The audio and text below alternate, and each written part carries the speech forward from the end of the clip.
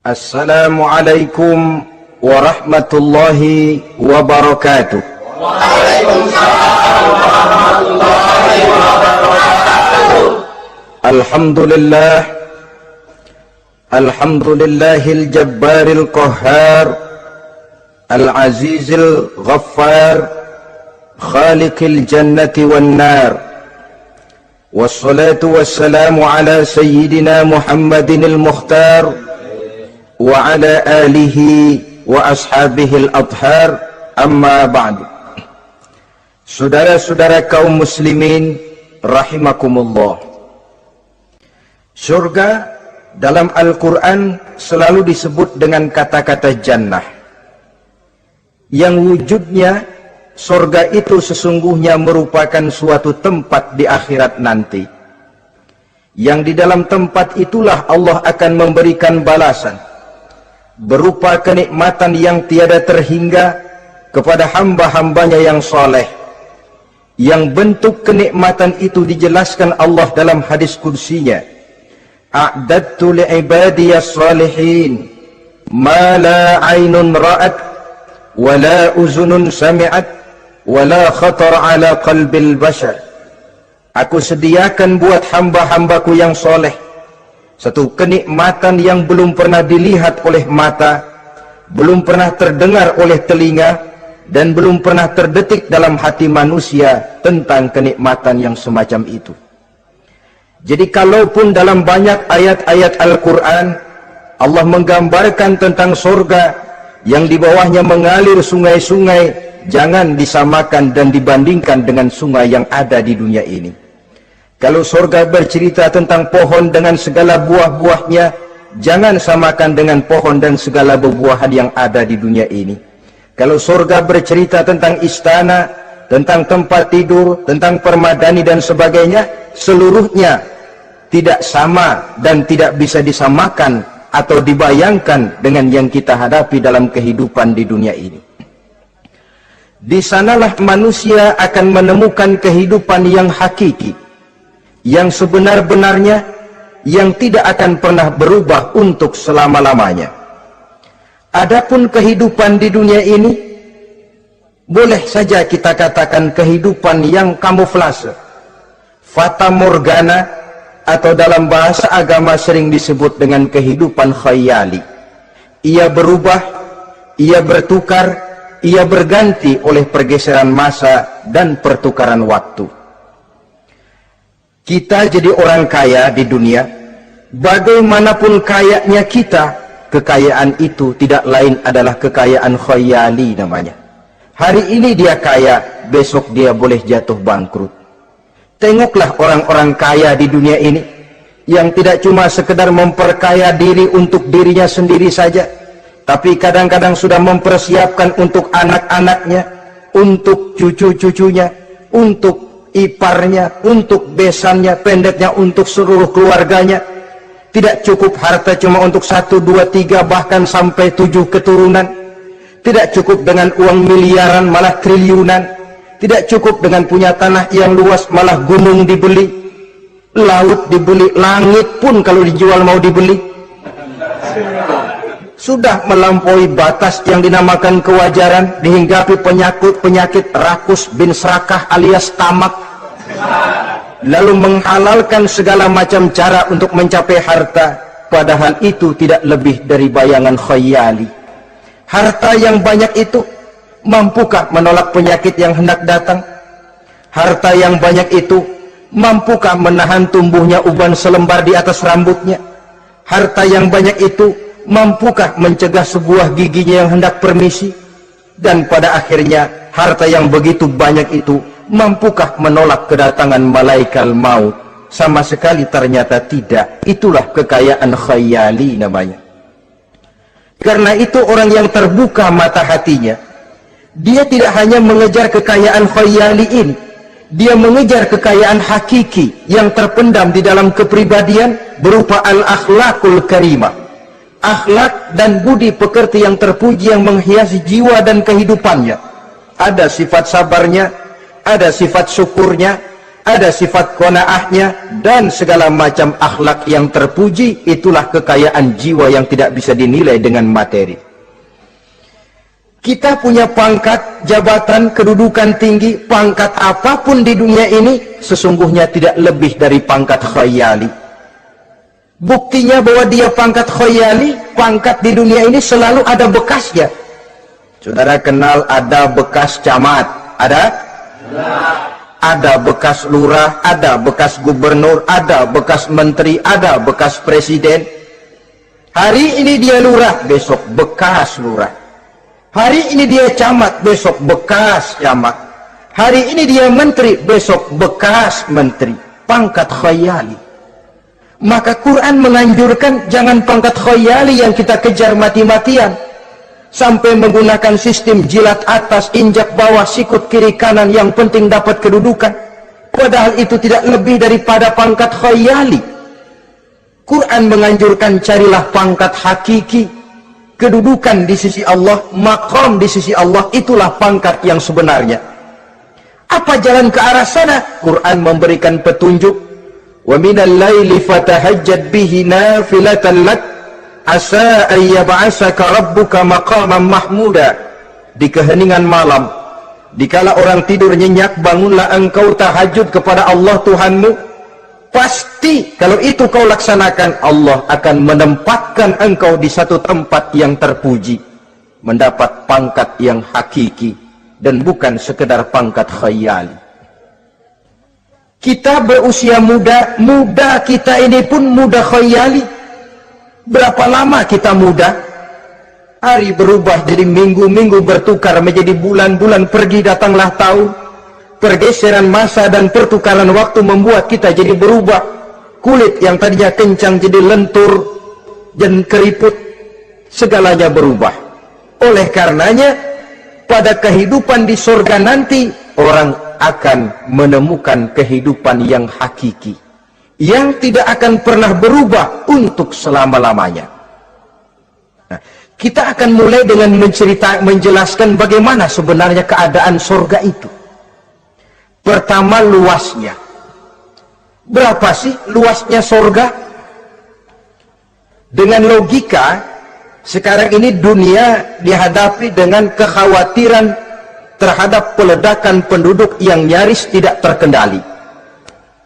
5 miliar lebih jumlah manusia yang nongkrong di permukaan bumi. Tapi sesungguhnya planet bumi yang kita tinggali ini cuma satu planet kecil dari 9 buah planet yang berada dalam sistem tata surya matahari yang lazimnya kita namakan galaksi. Selain tata surya matahari yang namanya galaksi itu, masih terdapat lagi galaksi-galaksi lain yang dengan sendirinya juga dikitari oleh planet-planet lain. Dan bumi kita yang kita tinggali ini, yang dihuni oleh tidak kurang 5 miliar manusia, hakikatnya cuma setitik debu di tengah angkasa alam yang luas ini. Oleh karenanya, di dalam surah Ali Imran ayat 173, ayat 133, Allah Subhanahu wa taala menjelaskan, "Wasari'u ila maghfiratin min rabbikum wa jannatin arduha as-samawati wal ardu u'iddat lil muttaqin." Bersegeralah kamu menuju ampunan Allah dan surga yang luasnya seluas langit dan bumi. Seluas langit dan bumi. Sedangkan langit oleh mata telanjang ini kan tidak pernah kelihatan. Yang nampak oleh kita biru di atas itu cuma batas titik pandangan manusia yang terjauh. Dan konon itu adalah refleksi sinar matahari yang menyentuh air laut, melahirkan warna biru. Sedangkan hakikat langit itu sendiri sampai hari ini belum terjangkau oleh kemajuan ilmu pengetahuan. Sejauh-jauhnya manusia pergi baru ke bulan. Mungkin dalam beberapa tahun mendatang dia akan pergi ke planet-planet Mars dan planet-planet lainnya. Tapi itu masih terbatas dalam sistem tata surya matahari atau galaksi kita ini. Belum lagi sampai kepada langit yang pertama. surga yang disediakan untuk orang-orang saleh ini luasnya seluas 7 lapis langit dan bumi. Jadi saudara tidak usah berpikir khawatir di surga nanti kehabisan kapling.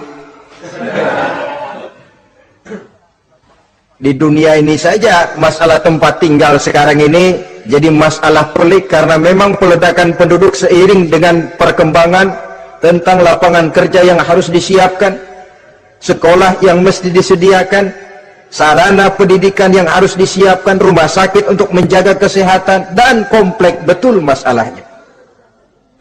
Tetapi di surga nanti arduhas samawati wal ard, luasnya seluas 7 lapis langit dan bumi, satu keluasan yang hanya Allah saja yang maha tahu tentang batas-batasnya. Itu tentang luasnya surga. Lalu bagaimana keadaan di surga? Apakah ada bangunan-bangunan, taman-taman, kebun-kebun? Tentu ada. Di surga ada kebun yang tanamannya berupa tumbuh-tumbuhan dan menghasilkan buah-buahan, yang buah-buahannya pun boleh dimakan oleh manusia, karena tidak akan pernah ada larangan lagi dalam kehidupan di sana. Dalam surah Ar-Rahman ayat 54 misalnya, kita dapati penjelasan dari Allah Subhanahu wa taala, wa janal jannataini dan. Begitu juga dalam surah Waqiah ayat 32 dan 33, Allah menjelaskan wa fakihatin kasiratin la maqtu'ati wa la mamnu'ah, dan di dalam surga itu terdapat buah-buahan yang sangat banyak sekali yang tidak pernah putus-putusnya, wala mamnu'ah, dan tidak dilarang untuk mengambilnya. Yang dimaksud la maqtu'ah, tidak terputus, artinya buah-buahan di surga itu begitu kita petik keluar lagi gantinya, dipetik lagi keluar lagi gantinya, la maqtu'ah, tidak pernah putus. Lainkan pohon di dunia ini hari kita petik keluar lagi kapan? Musim tahun depan, nungguin kita. La maqtu'ah, tidak pernah terputus buah-buahan itu, wala mamnu'ah, dan tidak terlarang untuk memetiknya. Adakah pohon pisang? Pohon pisang ada. Anggur? Anggur banyak. Delima pun ada. Tetapi sekali lagi, bagaimanapun hakikat buah di surga cuma sama dalam nama, tapi lain dalam wujudnya. Nanti saudara pikir, di surga pisang, di sini juga banyak kalau cuman pisang mah. Di surga anggur, di pasar banyak anggur. Ini cuma nama yang sama, hakikatnya tentu berbeda. So kalau hakikatnya juga sama, ya nggak usah sampai ke akhirat, di sini pun cukup. Adanya nama-nama ini cuma untuk memberikan gambaran tentang buah-buah yang ranum, yang nikmat, yang lezat, dan yang digemari oleh manusia. Dan jangan heran kalau di dunia ini biasanya pohon itu akarnya di bawah, buahnya yang di atas, maka di surga nanti terbalik pohon itu, akarnya yang di atas, buahnya yang ke bawah, sehingga orang nggak perlu tangga dan ngambil buah, tinggal metik saja, nggak perlu naik, nggak perlu manjat, nggak perlu bersusah payah. Saudara-saudara kaum muslimin rahimakumullah, kemudian bangunannya bagaimana? Surga itu pun bertingkat. Di dalam Al-Furqan ayat 10, Allah Subhanahu wa taala menjelaskan, Tabarakallazi in syaa'a ja'ala laka khairan min dzalik jannatun tajri min tahtiha al-anhar wa yaj'al laka qusura. Maha suci Allah yang apabila ia menghendaki dijadikannya untuk kamu yang lebih baik daripada kehidupan dunia ini, yaitu surga yang di bawahnya mengalir sungai-sungai, dan dibangunkannya untuk kamu istana-istana di dalam surga. Jadi bangunan di surga pun berbeda sesuai dengan amalan orang yang masuk ke dalamnya. Seperti halnya perumahan di dunia ini, ada yang masuk kelas pondok indah, ada juga yang masuk kelas pondok pindah. Itu kan tidak sama itu. Ada pondok indah, ada pondok pindah. Sudah pondok pindah lagi. Kenapa bisa berbeda begitu? Ya tergantung kekuatan ekonominya. Makin tinggi nilai kekuatan ekonominya, makin mampu dia mendirikan istana di dunia. Tapi di surga nanti, yang bikin mampu bukan ekonomi. Yang bikin mampu adalah amalan pada waktu hidup di dunia. Makin banyak amalnya, dengan sendirinya makin baguslah istananya di surga.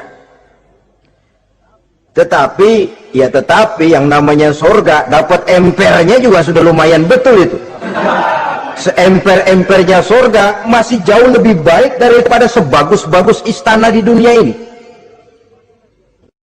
Taj Mahal, bangunan yang mengagumkan. Istana Raja Persia, bangunan yang menggiurkan. Sehebat-hebatnya istana dunia, masih jauh lebih mending empernya surga. Konon ya, menurut satu riwayat, baunya surga itu sudah bisa dicium 40 tahun perjalanan. Menurut riwayat lain, 500 tahun perjalanan. Menurut riwayat satu lagi, 70 tahun perjalanan. Baunya surga sudah dapat dicium oleh manusia. Saudara-saudara kaum muslimin rahimakumullah.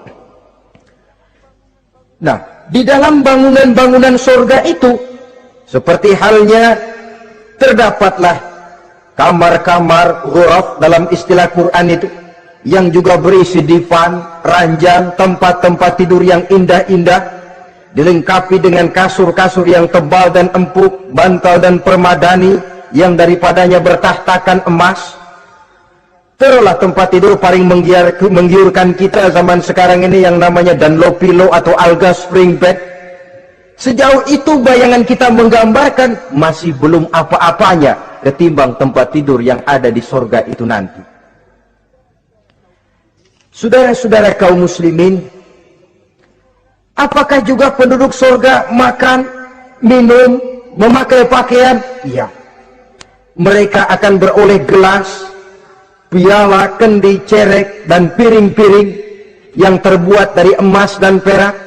Tentu tidak usah gambarkan lagi macam emas dan perak di dunia. Emas dan peraknya akhirat, saudara-saudara. Tetap saja mala ainun ra'at, wala uzunun sami'at, wala khatara fi qalbil bashar. Belum pernah dilihat mata, belum pernah didengar telinga, dan belum pernah terdetik dalam hati manusia tentang wujud yang semacam itu. Apa pakaian mereka? Pakaian penduduk surga dari sutra yang lembut dan tebal, berwarna hijau. Kemudian saudara-saudara, sungai juga mengalir di sana. Mata airnya antara lain berwarna jernih, ada yang air susu, ada yang sungai madu, ada yang khamar atau sungai arak, dan penduduk surga boleh meminumnya, tidak ada larangan sama sekali. Timbul pikiran konyol, kalau di surga orang pada minum arak, apa banyak yang teler di surga? Ya tentu tidak. Sebab di sana saya katakan tadi kehidupan yang hakiki, segalanya diperbolehkan, segalanya dipersilahkan. Nah, lalu untuk masuk ke surga itu apa melalui pintu? Memang melalui berbagai macam pintu. Dan ada pintu-pintu khusus yang tidak boleh dimasuki orang lain. Sayyidina Abu Bakar Siddiq radhiyallahu an pernah bertanya tentang hal itu kepada baginda Nabi. Ya Rasul, apakah di surga ada pintu-pintu khusus? Ada, Abu Bakar. Ada di dalam surga itu pintu yang namanya Rayyan. Tidak boleh masuk ke pintu itu melainkan orang-orang yang puasa. Orang-orang yang rajin puasa, mereka akan masuk ke surga melalui satu pintu yang dinamakan Babur Rayyan atau pintu Rayyan. Ada pintu jihad, yang masuk lewat itu hanya mereka orang-orang yang waktu di dunia sepanjang hidupnya berisi jihad, menegakkan dan meninggikan kalimat Allah. Ada Babur Shadaqah, pintu yang hanya boleh diliwati oleh orang-orang yang rajin bersedekah, ringan tangan dalam memberikan bantuan kepada orang-orang yang memang memerlukannya. Dan setiap orang melalui pintu yang sesuai dengan amalannya masing-masing. Ketika itu Abu Bakar bertanya, ya Rasul, apa ada orang yang dipanggil dari tiap pintu? Tiap pintu manggil dia.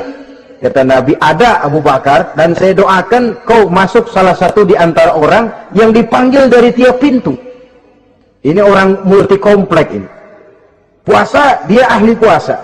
Soal jihad, sepanjang hidupnya dia jihad. Sedekah memang tangannya pemurah. Tahajud memang tiap malam. Sementara itu akhlaknya luhur. Tiap pintu manggil dia. Dalam hadis ada juga perempuan yang bernasib baik. Dijelaskan oleh Nabi, "Iza shallatil mar'atu khamsaha wa shamat shahraha wa hafizat farjaha wa ata'at zawjaha qila laha udkhuli min ayyi abwabil jannati syi'ti." Apabila seorang perempuan dia kerjakan solat yang 5 waktu, dia puasa di bulan Ramadan, dia jaga kehormatan dirinya, kemudian dia taat kepada suaminya, di akhirat nanti dikatakan kepada perempuan tadi, "Wahai perempuan, udkhuli min ayyi abwabil jannati syi'ti." Masuklah kamu ke dalam surga dari pintu mana saja yang kamu mau. Disuruh pilih, saudara-saudara. Nah, kalau kita waktu di dunia ini tidak ada keistimewaan amal, bingung mau masuk pintu mana.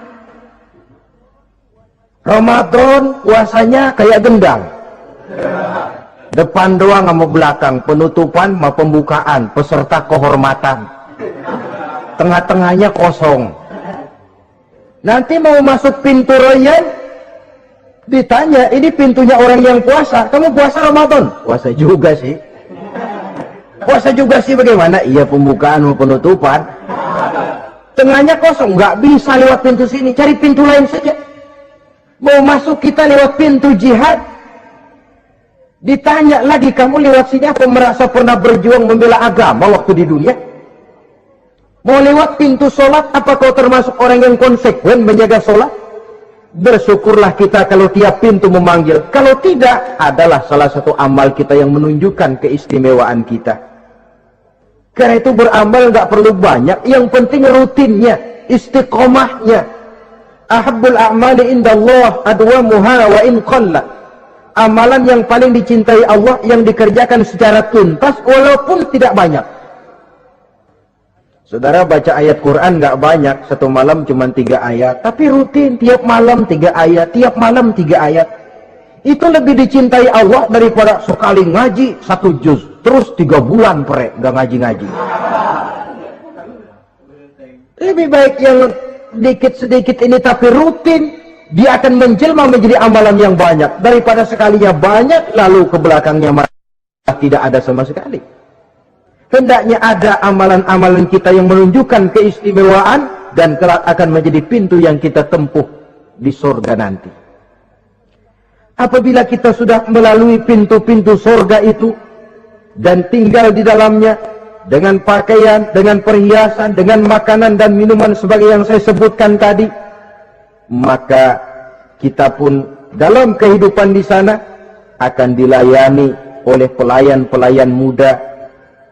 Yatufu alaihim wildanun mukhalladun. Pelayan-pelayan yang muda itu keliling melayani apa keperluannya dan tidak pernah tua pelayan itu, sebagaimana kita pun tidak akan pernah tua. Pendeknya sudah jadi king of king di surga itu, jadi raja di raja. Fasilitas serba cukup, apa yang kita mau tersedia, tidak ada larangan dan pelayan seperlunya diberikan kepada kita. Nah, bagaimana keadaan penduduk surga? Dari Imam Tirmizi dijelaskan satu hadis, berkata Hasan al-Basri, "Ahlul jannati kulluhum abna'u 33 sanah." Mereka rata-rata orang-orang muda penduduk surga itu. Umurnya tidak lebih 33. Ya muda-mudanya, cakep-cakepnya, ganteng-gantengnya. Pantas kalau suatu hari ada perempuan tua menghadap Rasul. "Ya Rasul, saya ahli ibadah. Saya beriman kepada Allah, saya cinta kepada Islam, apakah saya akan masuk surga ya Rasul?" Nabi senyum, "Enggak bu, nenek-nenek enggak masuk surga." Itu perempuan nangis sejadi-jadinya. "Ya Rasul, kalau gitu sia-sia tahajud saya. sia-sia puasa saya, sia-sia segala macam ibadah saya. Nenek-nenek nggak masuk surga ya Rasul, sayang benar segalanya. Rasul kemudian menghampiri perempuan tadi, Bu, kalau yang ibu bilang itu benar, ibu masuk surga. Cuman di sana ibu balik muda lagi. Kulit nggak kempot kayak begitu, rambut nggak putih macam begitu. Ibu nanti di surga bakal jadi muda lagi. Salah selesin, umur 33 tahun. Rata-rata seluruh penduduk surga umurnya begitu. Tidak ada yang tua, tidak ada yang anak-anak, tidak ada yang remaja, rata-rata segitu. Nah, lalu bagaimana? Di surga hati mereka menjadi satu di antara sesama penduduk surga. Tidak ada yang iri hati, tidak ada yang punya sifat dendam. Itu keadaan di surga. Walaupun bertetangga, yang satu bisa mengunjungi yang lain, yang satu bisa nengokin yang lain, tapi tidak ada sikap iri hati dan dengki. Tidak ada yang satu datang ke tempat saudaranya di surga, loh kapling lu lebih luas dari gua nih. Nggak ada Tuhan, tidak ada. Semuanya hati sudah menjadi satu. Tidak ada dendam, tidak ada iri hati. Kan jauh bedanya dengan kehidupan di dunia ini toh. Kadang-kadang di dunia ini begitulah romantikanya. Kita melarat, disuraki orang, kita sedikit kaya, diselidiki orang. Ada saja yang iri, ada saja yang hasut, dan selalu mencari cara untuk menjatuhkan kita. Di surga, hal semacam itu tidak akan kita temui. Orang tidak punya sifat iri hati dan dendam. Lalu bagaimana lagi keadaan penduduk surga itu? Mereka selalu merasa senang dan bahagia. Tiap hari, tiap saat yang dirasakan cuma itu saja. Tidak diselingi seperti kehidupan di dunia ini, di mana senang berseling dengan susah, bahagia berganti dengan derita, ada senyum bahagia, ada tangis menahan derita. Itu romantika kehidupan di dunia. Di akhirat itu tidak akan pernah ditemui dalam surga nanti. Orang selalu merasa senang karenanya di sana tidak ada keluh kesah, tidak ada orang yang murung, tidak ada orang yang narik napas panjang sambil menghitung bintang di langit. Selalu merasa senang dan selalu merasa bahagia. Lalu bagaimana kondisi fisik mereka? Di surga tidak ada orang yang cacat, baik ia cacat rohani ataupun cacat jasmani. Seperti yang kita temui di dunia ini, ada saja cacatnya. Kadang-kadang jasmani sehat, rohaninya sakit. Kadang-kadang rohaninya bagus, jasmaninya cacat. Di surga, orang sempurna, komplit, cukup. Tidak ada yang cacat rohani ataupun yang cacat jasmani. Kalau dalam kehidupan di dunia ini mereka cacat, bagaimana? Mereka akan utuh dan sempurna apabila masuk ke dalam surga. Dan di surga, sungguh pun mereka makan, sungguh pun mereka minum, mereka tidak akan pernah buang air. Baik air besar maupun air kecil. Sebab kalau makan dan minum di surga harus buang air, tentu malaikat harus menyediakan WC. Dan kalau surga sudah ada WC, tentu tinja yang repot. Saudara-saudara kaum muslimin, tidak buang air, juga tidak buang angin.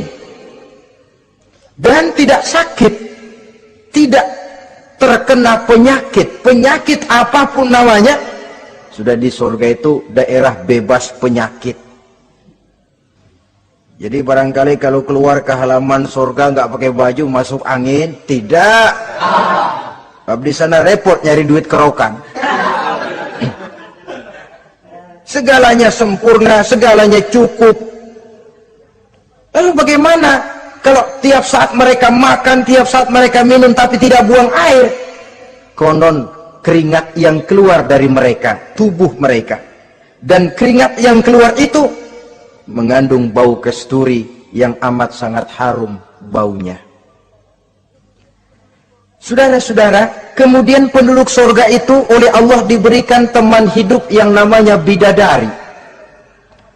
makhluk Allah yang teramat sangat cantiknya, yang tidak bisa kita bayangkan macam apa cantiknya. Barangkali kalau kita menonton film, kita kagum dengan bintang-bintang film kenamaan yang cantiknya selangit. Itu mah belum ada seujung kukunya dari para bidadari. Mereka dalam Quran disebut azwajun mutahharah, istri yang disucikan.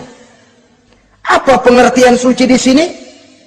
Belum pernah tersentuh sebelumnya, baik oleh manusia, baik oleh jin, baik oleh malaikat sekalipun. Jadi memang orisinil, build up dari sononya belum kepake. Khusus untuk manusia yang masuk surga. Belum pernah kepegang sama manusia. Jangankan manusia, jin dan malaikat saja belum pernah megang. Lain kan di dunia sekarang ini, kita mau cari barang orisinil sudah repot. Ya mujurlah kalau saudara menemukan seorang gadis yang orisinil paten, masih build up, barangkali mujur. Tapi umumnya terutama di kota-kota besar, ya sudah, kita dapat second hand juga masih lumayan. Kalau tidak rongsok-rongsok bener mah, ini kadang-kadang sudahlah second hand, kondisinya juga 30%, udah mesti nyervis melulu kita ini. Saudara-saudara, azwajun mutahharah belum pernah tersentuh oleh siapapun. Lalu makna tohara ini, mereka selalu suci, tidak pernah baik menstruasi atau mencret, tidak pernah. Dan kalau perempuan kita, istri-istri kita di dunia ini kan 1 minggu dalam sebulan terkena dapat fasilitas dia untuk tidak sholat, untuk tidak ibadah, masa haid itu. Perempuan di surga yang namanya bidadari tidak akan pernah mengalami haid. Lalu apalagi keistimewaannya? Selalu perawan, tidak pernah janda. Walaupun tiap hari dipakai, habis dipakai perawan lagi. Saudara-saudara yang saya hormati, itu diperuntukkan untuk penduduk-penduduk surga. Nah itu laki-laki itu. Iya, kalau perempuan bagaimana? Satu riwayat menjelaskan mereka akan menjadi ratu di surga dengan segala kenikmatan yang juga tidak pernah mereka bayangkan sebelumnya.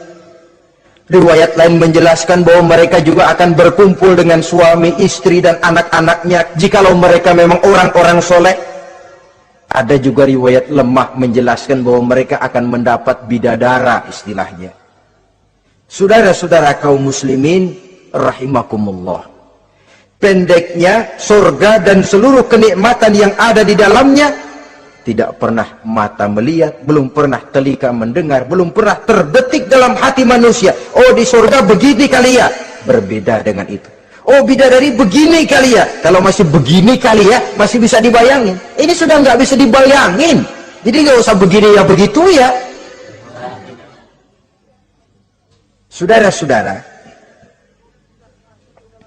apabila orang sudah masuk ke dalam surga, bertemu dengan sesama teman waktu di dunia, surah At-Tur menjelaskan ayat 25-26, wa aqbala ba'duhum ala ba'di yatasaalun qalu inna kunna qablu fi ahlina musfikin famanna Allahu alaina wa waqana azabas samum. Apabila mereka telah masuk ke dalam surga, sebagian yang lain berkunjung kepada sebagian yang lain. Cara kita belah sono, ini teman kita dulu waktu di dunia, yuk samperin yuk.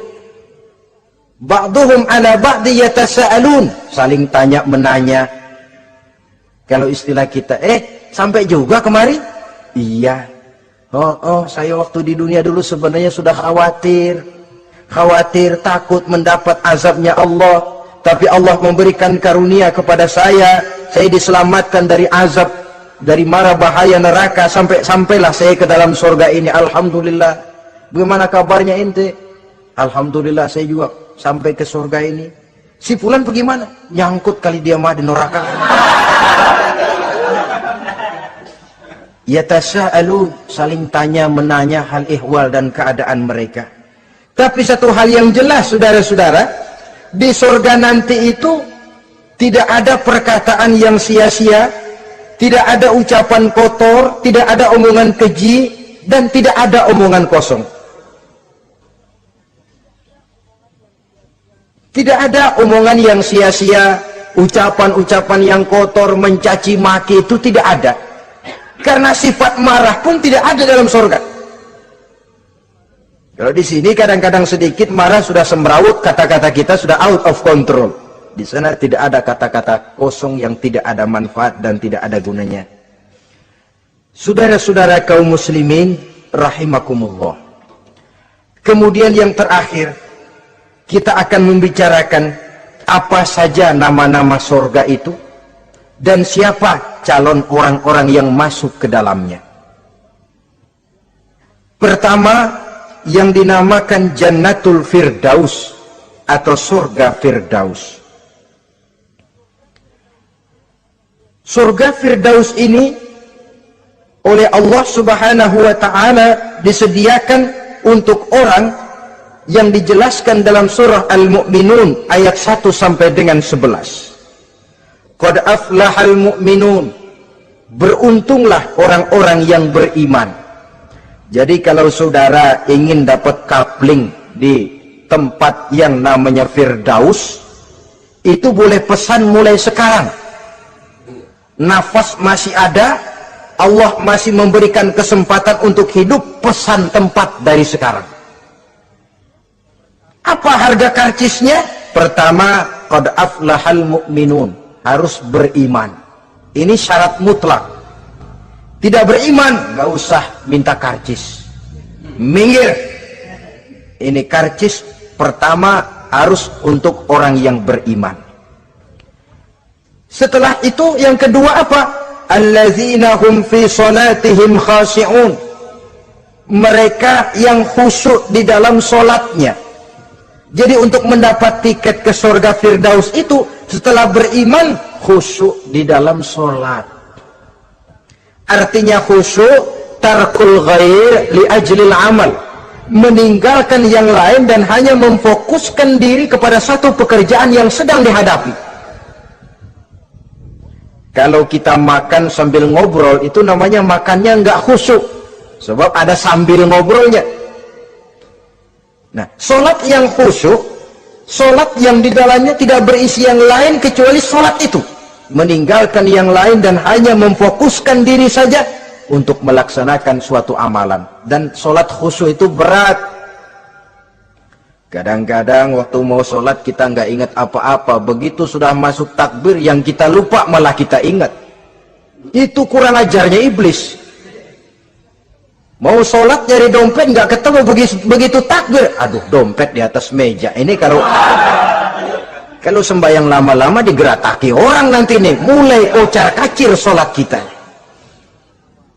Makanya kata Imam Nawawi, sudah dinamakan khusyuk untuk tingkatan orang awam kalau pada waktu takbir dia ingat Allah. Segitu aja dulu dah tingkatan orang awam itu. Sebab yang namanya khusyuk itu hudurul qalbi wa sukunul jawarih. Hatinya ikut sholat, anggota badannya tenang tentram di waktu sholat, khusyuk. Kalau waktu sholat garuk sono, garuk sini, kaki ketekas, ketekus. Terus sudah anggota badannya nggak khusyuk. Atau anggota badannya tenang tentram, nggak gerak-gerak, cuma hatinya ngayap kemana-mana. Badannya di musola, hatinya di pasar. Itu juga nggak khusyuk, dan itu berat. Karena itu ini syarat kedua untuk mendapat tiket ke Firdaus. Imam Ali saja pernah dites oleh Rasul. Ya Ali, saya ya Rasul, kalau kau bisa sembahyang khusyuk, aku boleh kasih kau serban. Kamu boleh pilih yang hijau apa yang putih nanti. Baik ya Rasul. Sembahyang beliau 2 rakaat. Selesai salam ditanya, yang mana sorbannya Li? Kata Imam Ali, yang hijau ya Rasul. Belum nengok udah yang hijau ya Rasul. Kata Nabi, kalau begitu ente nggak khusyuk. Kenapa? Mungkin tadi waktu sujud mikirin, ntar kalau gua ditawarin milih yang hijau aja dah. Belum nengok sudah menjawab. Saudara-saudara, yang ketiga, wallazina hum 'anil lagwi mu'ridun. Orang-orang yang menghindarkan diri dari ucapan dan perbuatan yang sia-sia, yang tidak ada gunanya. Ini tiket yang syarat yang ketiga untuk mendapat tiket ke Firdaus itu menghindarkan diri baik dari ucapan ataupun perbuatan yang sia-sia, yang tidak ada nilainya baik dalam pandangan manusia, lebih-lebih lagi dalam pandangan Allah. Yang keempat, wallazina hum lizzakati fa'ilun. Mereka yang aktif membayar zakat. Kemudian yang kelima, wallazina hum lifurujihim hafizun illa ala azwajihim aw ma malakat aymanuhum fa innahum ghairu malumin. Orang-orang yang memelihara kehormatan dirinya kecuali kepada istrinya atau kepada budak sahayanya, pandai mengendalikan nafsu, tidak terperosok memperturutkan syahwatnya. Yang keenam, wallazina hum li amanatihim wa ahdihim raun. Orang yang pandai menjaga amanah dan pandai menepati janji. Saudara-saudara, kalau janji ditepati, sebab janji adalah hutang. Yang ketujuh, wallazina hum ala sholawatihim yuhafizun. Mereka juga selalu memelihara, tidak cuma sekedar khusyuk, tapi memelihara sholat dengan baik.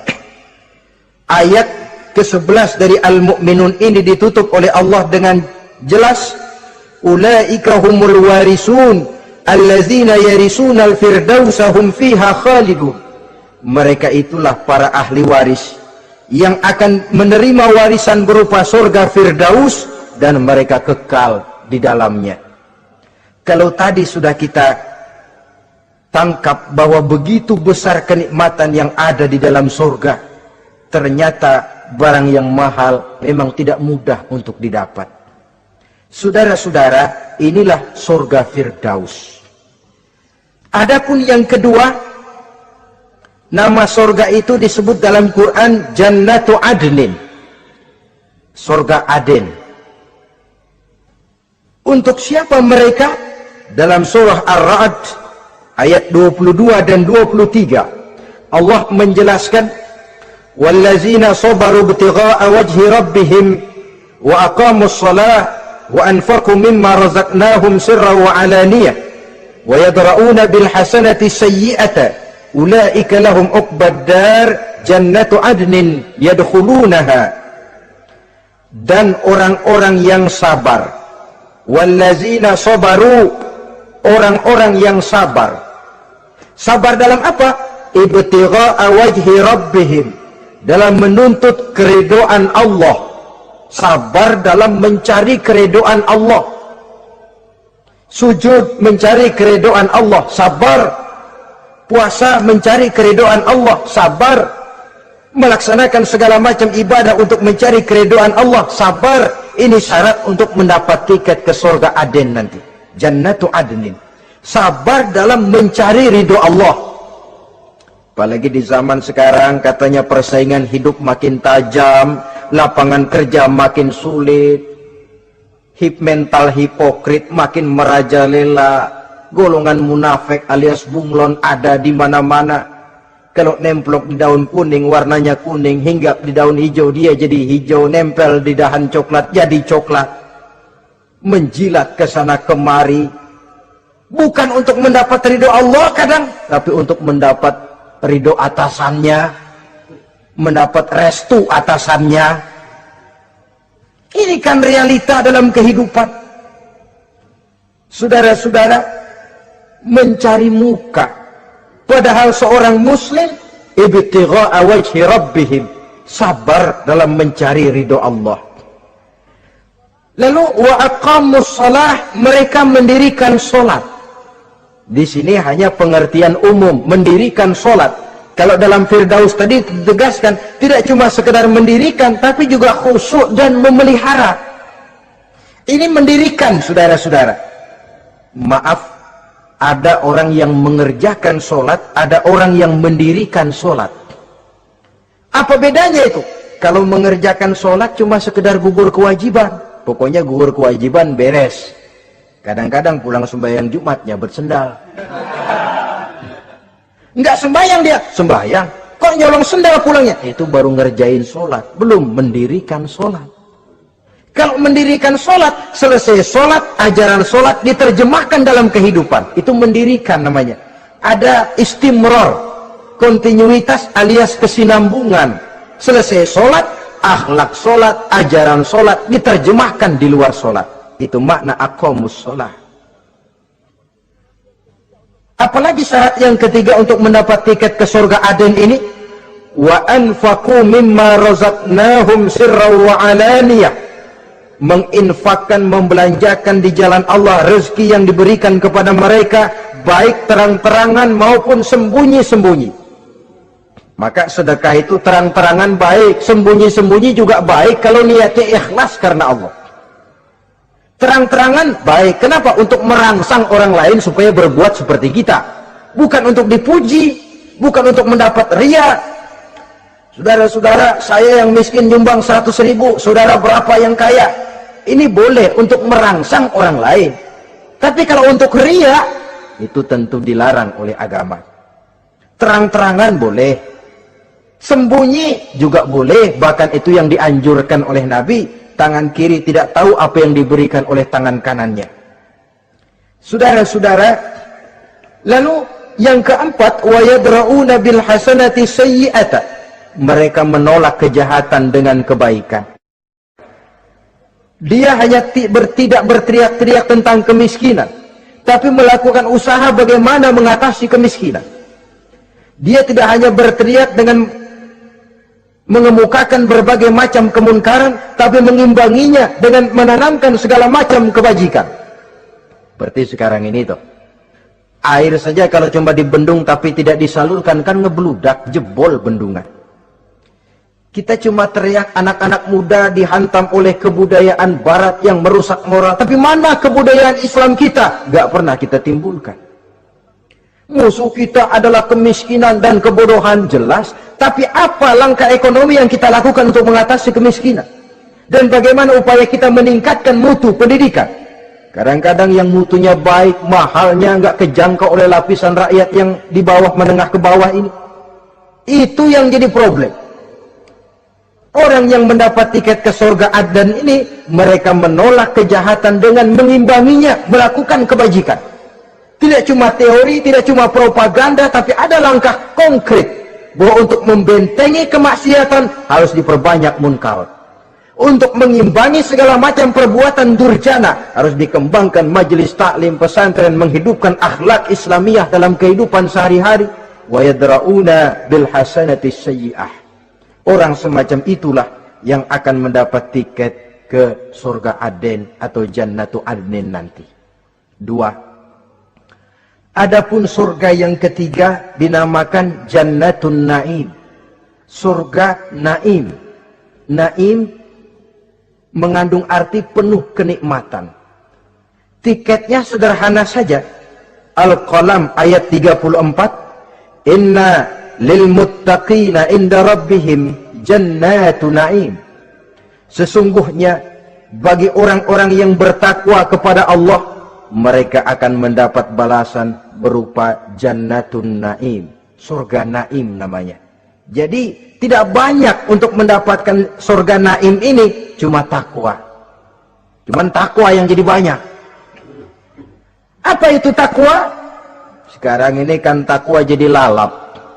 Dan orang sering menggunakan istilah agama di zaman sekarang ini untuk maksud yang tidak sama dengan maksud agama.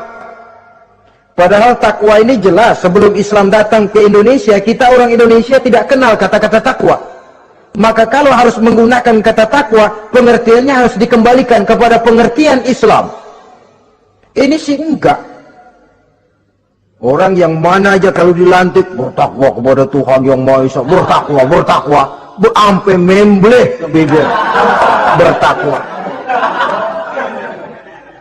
Tapi kalau sudah megang jabatan, kadang-kadang takwa ngalor dia ngidul. tidak relevan lagi.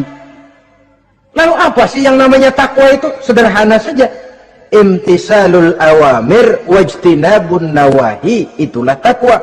Melaksanakan segala yang diperintah, menjauhi yang dilarang, itu takwa. Menjalankan perintah dengan meninggalkan larangan, apa bedanya? Kalau melaksanakan perintah boleh sesuai dengan kemampuan, tapi menjauhi larangan mutlak. Laksanakan perintah Allah sesuai dengan kemampuanmu, tapi tinggalkan larangan Allah mutlak. Mampu tidak mampu, tinggalkan. Enak kalau ada perintah, jauhi larangan Allah semampu kamu. Ya enak, tinggal kita milih. Saya belum mampu ninggal teler itu, lezat itu, belum mampu. Yang boleh semampu kita melaksanakan perintah. Sholat semampu kita, asal jangan mampu lalu pura-pura tidak mampu. Puasa semampu kita, jihad semampu kita. Tapi kalau sudah meninggalkan larangan mutlak, mampu tidak mampu, harus ditinggalkan. Jadi kelihatannya sederhana takwa ini, tapi masalahnya rumit. Melaksanakan yang diperintah, menjauhi yang dilarang. Dan itu tiket untuk mendapatkan surga naim atau jannatun naim. Yang keempat, saudara-saudara, di antara nama surga itu ada yang disebut surga ma'wa atau jannatul ma'wa. Apa tiket untuk sampai ke sana? Surah An-Nazi'at ayat 40 dan 41. Wa amma man khafa maqama rabbih wa nahan nafsa 'anil hawa fa innal jannata hiyal ma'wa. Sesungguhnya orang-orang yang takut kepada larangan Tuhannya, wa nahan nafsa 'anil hawa, dan sanggup mengendalikan nafsu, sanggup mengendalikan diri dari memperturutkan hawa nafsu, fa innal jannata hiyal ma'wa, surga ma'walah tempat tinggalnya nanti. Jadi tiket ke jannatul ma'wa ini, pertama khafa maqama rabbih, takut kepada batas-batas yang telah ditentukan oleh Tuhannya. Ini batasnya, kamu jangan nyebrang ke sini. Ini batas yang halal, ini yang haram, ini yang hak, ini yang batil, ini yang ma'ruf, ini yang munkar. Orang yang ingin mendapat tiket ke ma'wa, dia takut batas-batas itu. Lalu sanggup mengendalikan diri, tidak sampai memperturutkan hawa nafsunya. Itu tiket ke surga ma'wa. Yang kelima dinamakan surga Darussalam atau Jannah Darussalam. Dijelaskan dalam Al-An'am ayat 126 dan 127. Wa hadza siratu rabbika mustaqima wa qad fassalna al-ayati liqaumin yatadhakkarun lahum darussalam inda rabbihim wa huwa waliyuhum bima kanu ya'malun. Inilah jalan Tuhanmu yang lurus. Telah kami pisahkan ayat-ayat kami bagi kaum yang mau berfikir. Jadi kelihatan di sini untuk mendapat tiket ke Darussalam, istiqomah mengikuti jalan lurus, istiqomah berpegang kepada Islam, dan pandai membedakan apa yang memang oleh Allah sudah dibedakan antara yang hak dan batil, antara yang benar dan salah, dan selalu ingat kepada ayat-ayat Allah. Itu surga Darussalam. Yang keenam dinamakan Darul Muqamah. Siapa penghuninya? Surah Fatir ayat 34-35. Wa qalu alhamdulillahillazi azhaba 'anna al-hazan inna rabbana laghafurun syakur allazi ahallana darul muqamah min fadlihi la yamassuna fiha nasabun wa la yamassuna fiha lughub. Yaitu orang-orang yang senantiasa bertahmid, memuji kebesaran Allah subhanahu wa ta'ala, mereka akan mendapatkan Darul Muqamah. Yang ketujuh dinamakan surga Maqamul Amin. Ini pun disediakan untuk orang yang bertakwa, seperti dalam Ad-Dukhan ayat 51, innal muttaqina fi maqamin amin. Dan yang terakhir, yang kedelapan adalah surga khuldi atau jannatul khuldi.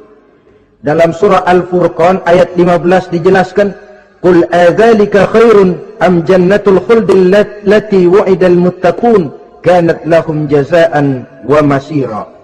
Saudara-saudara kaum muslimin rahimakumullah, oleh terbatasnya waktu, inilah sekelumit tentang surga dan calon-calon penghuninya. Mudah-mudahan dijadikan kita oleh Allah termasuk salah seorang di antara calon-calon yang kelak akan menjadi penghuni surga, mendapat kenikmatan yang kekal dan abadi di dalamnya. Amin ya rabbal alamin.